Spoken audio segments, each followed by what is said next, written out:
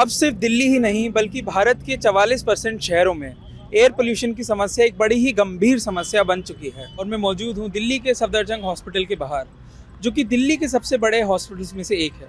इसके ठीक सामने एम्स दिल्ली हॉस्पिटल भी है, जो कि भारत के सबसे बड़े हॉस्पिटल्स में से एक है। यहाँ का सबसे करीब AQI मॉनिटरिंग स्टेशन है लोधी रोड, और अगर सरकारी डेटा की माने तो यहाँ का AQI है 190, PM 2.5 लेवल्स भी 190 हैं, और साथ ही साथ PM 10 लेवल्स 104 हैं। अगर हमारे AQI मॉनिटर की माने तो यहाँ का AQI है 346, PM 2.5 लेवल्स हैं 181 और PM 10 लेवल्स हैं 188। दिल्ली सफदरजंग और एम्स दिल्ली सिर्फ दिल्ली ही नहीं बल्कि भारत के सबसे महत्वपूर्ण अस्पतालों में से एक है।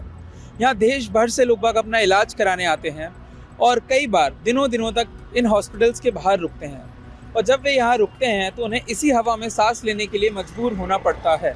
हाल ही में क्रिया की एक नई रिपोर्ट आई है, और इस रिपोर्ट ने सरकार के नेशनल क्लीन एयर प्रोग्राम पर कई सारे सवाल खड़े कर दिए हैं। नेशनल क्लीन एयर प्रोग्राम को सरकार ने 2019 में लॉन्च किया था और कहा था कम से कम 130 शहरों में वो एयर पोल्यूशन को 40% तक बेहतर करेंगे। फिलहाल 2026 में हालत यह है कि इन 130 शहरों में से 28 में प्रॉपर मॉनिटरिंग स्टेशन ही नहीं हैं, और लगभग 100 शहरों में PM 10 लेवल्स 80% या उससे ज़्यादा हैं। ये रिपोर्ट सरकार के नेशनल क्लीन एयर प्रोग्राम पर कई सारे सवाल खड़े करती है। एक तरफ केंद्रीय मंत्री का कहना है कि बढ़ते हुए AQI और बिगड़ते स्वास्थ्य के बीच में कोई रिश्ता नहीं है।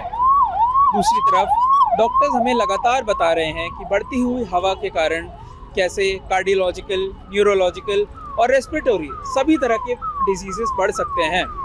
पिछले 1 साल से न्यूज़ लॉन्ड्री हवा का हक यानी फाइट टू ब्रीथ कैंपेन चला रहा है। इस कैंपेन के तहत हम उन लोगों से सवाल पूछते हैं जो हमारी हवा के लिए जिम्मेदार हैं, लगातार एक्सपर्ट से बातचीत करते हैं और हवा से जुड़े हुए सारे मुद्दों को उठाते हैं।